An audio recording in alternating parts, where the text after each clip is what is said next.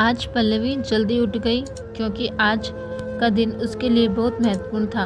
वह अपना अकेलापन दूर करने के लिए एक चीज़ घर लेकर आ रही थी। देखा जाए तो बहुत खुश भी थी और थोड़ी सी नाराज़ भी थी, क्योंकि पिछले 7 साल की यादें उसे रात भर सोने नहीं देती थी और अब स्वस्थ बैठने भी नहीं देती थी।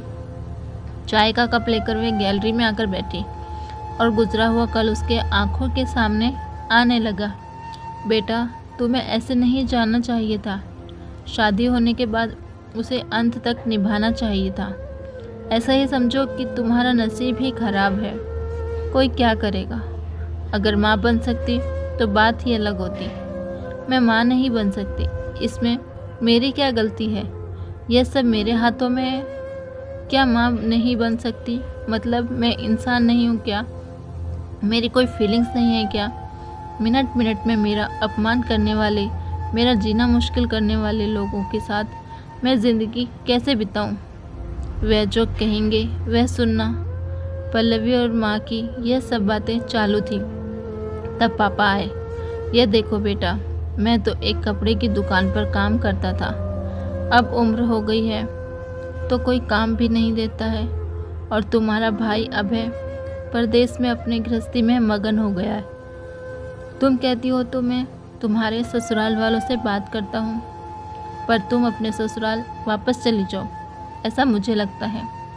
नहीं पापा, कुछ भी हो जाए मैं उस घर में वापस नहीं जाऊँगी। वहाँ पर मुझे घुटन सी होती है। वहाँ मिलने वाला अपमान, बेइज्जती से मैं थक चुकी हूँ।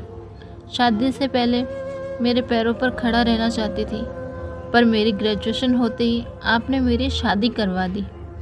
तब मैंने आपके दबाव में आकर शादी की, पर अब जब मुझे आपके सहारे की ज़रूरत है तो आप पीछे हट रहे हो। शादी के बाद लड़की ससुराल में ही शोभा बढ़ाती है। मायके में 4 दिन ही रहना अच्छा लगता है। पल्लवी, लोग क्या बोलेंगे? शादी मतलब कोई खेल नहीं है बेटा। पापा गुस्से में ही बोल रहे थे। उस घर वापस जाना अब मुमकिन नहीं है। पापा, मैं आने से पहले ही डिवोर्स पेपर पर सिग्नेचर करके आई थी, क्योंकि उन लोगों को सिर्फ मुझसे बच्चा चाहिए था, जो मैं उन्हें नहीं दे सकती। अरे इतना बड़ा निर्णय लेने से पहले हमें एक बार पूछना तो चाहिए था ना। जन्मदाता हैं हम तुम्हारे। पापा, शादी होने के बाद मैं आपको बताती थी और माँ को भी कि कैसे छल होता है मेरे साथ वहाँ पर। 2 साल में कभी मुझे मेरे मन मुताबिक रहने नहीं दिया। जब मेरी रिपोर्ट आई और समझा कि मैं कभी माँ नहीं बन सकती, तो वैसे ही इन लोगों ने मुझे अपने असली रंग दिखाना चालू कर दिया। कैसे रहूँगी मैं ऐसे वातावरण में? और इस सब से भागकर अपनी ज़िंदगी ख़त्म करने वालों में से मैं नहीं थी। यह देखो बेटा, अबे के दिए हुए पैसे से ही मेरा और तुम्हारा माँ का जैसे तैसे खर्चा चलता है। उसमें तुम्हारा खर्चा उठाना थोड़ा कठिन होगा। डिवोर्स पेपर पर साइन करने से पहले इन सब का विचार मैंने किया था। मेरे पास के सोने के गहने लेकर मैं आई हूँ, और एजुकेशन लोन निकालकर मैं 6 महीनों का एक कोर्स करने वाली हूँ, जिसकी आज मार्केट में बहुत ज़रूरत है। उसके बाद मुझे अच्छी कंपनी में नौकरी मिल सकती है। मैं आपके ऊपर आर्थिक बोझ नहीं डालूँगी पापा। मुझे जीवन जीना है, संघर्ष करूँगी और कामकाजी। विश्वास कीजिए। मेरा सब लोग क्या बोलेंगे? क्या जवाब दोगी उन्हें? माँ आंखों का पानी छुपाते हुए बोली।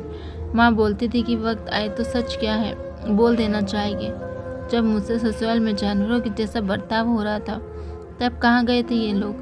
समाज में बड़ा करो, शादी कर दो, बस इतनी ही जिम्मेदारी समझते हैं।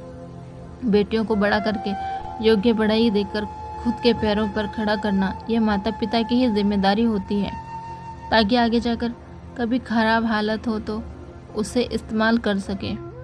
तय किए मुताबिक पल्लवी ने 6 महीने का कोर्स किया और तुरंत उसे एक अच्छी कंपनी में काम भी मिल गया। वो बहुत खुश हो गई थी। सब अच्छा चल रहा था। बीच में छुट्टी लेकर माता पिता को नज़दीक रहने वाले पर्यटन जगह पर घुमाने लेकर जाती थी। माता पिता बीच में ही दूसरी शादी की बात छेड़ देते थे। कई बार तो लड़कों को देखने के लिए भी बुलाया करते थे। एक लड़का तो डिवोर्स हुआ था तभी पल्लवी को स्वीकारने के लिए तैयार था, पर पहली शादी ने ही इतने दुख दिए थे कि दूसरी शादी के लिए उसका मन तैयार नहीं था। ऐसा कितने दिनों तक अकेली रहोगी? जब तक हम दोनों हैं तब तक ठीक है, पर हमारे जाने के बाद तुम्हारा क्या होगा? सोचा क्या कभी? उम्र भी कितनी छोटी है तुम्हारी। अभी ऐसा उसके पापा उसे समझा रहे थे। माँ पापा, आप दोनों मेरी शादी का विचार करना बंद कर दीजिए। आप दोनों को खुश देखकर मैं खुश होती हूँ। मेरे दोस्त सहेलियाँ हैं मेरे साथ, क्यों करनी है दूसरी शादी? भला इतना आसान नहीं है बेटा। एक उम्र के बाद अकेलापन खाने के लिए दौड़ता है। माँ बोली। सच हुआ उनका ऐसा बोलना। आगे 2 साल में पहले माँ और 6 महीने में पापा का निधन हो गया। पल्लवी अब अकेली हो गई। भाई और उसकी पत्नी आए और साथ में चलो बोलकर औपचारिकता की, पर मुझे उनके साथ जाकर वापस बोझ नहीं बनना था। मदद के वक्त मेरे साथ खड़े रहो, इतना बोलकर मैंने उनको जवाब दिया। ऑफिस का काम और बहुत सारे दोस्त, सभी लोग की शादी हो गई थी और वह अपने अपने गृहस्थी में मगन हो गए थे। जीने के लिए कोई लक्ष्य मिल ही नहीं रहा था। उसे छुट्टी के दिन ऐसे ही एक मैगजीन पढ़ते समय उसे सिंगल मॉम पर एक बात पढ़ने के लिए मिली और उसे जीने का उद्देश्य मिला। उसने उस ही दिन तय किया और एक 10 साल की लड़की को गोद लेने का प्रयास चालू किया। प्रक्रिया बहुत बड़ी थी, पर बोलते हैं ना, मन में इच्छा हो तो रास्ता मिल जाता है। वैसे वह प्रक्रिया पूरी हो गई और आज वह दिन था कि वह उस लड़की को लेने के लिए अनाथ आश्रम जाने वाली थी। उस लड़की को घर लाकर वह माँ नहीं बन सकती, इस सोच पर और उस पर होने वाला सभी आरोपों को मिटा देना चाहती थी। तभी उसने निश्चय किया कि लड़की को बहुत पढ़ाऊंगी, खुद के पैरों पर खड़ा करूंगी और फिर शादी करवाऊंगी। दोस्तों, आपको हमारी ये वीडियो कैसी लगी कमेंट में ज़रूर बताएं, और अच्छी लगी हो तो वीडियो को एक लाइक ज़रूर करें और हमारे YouTube चैनल को सब्सक्राइब करें। धन्यवाद।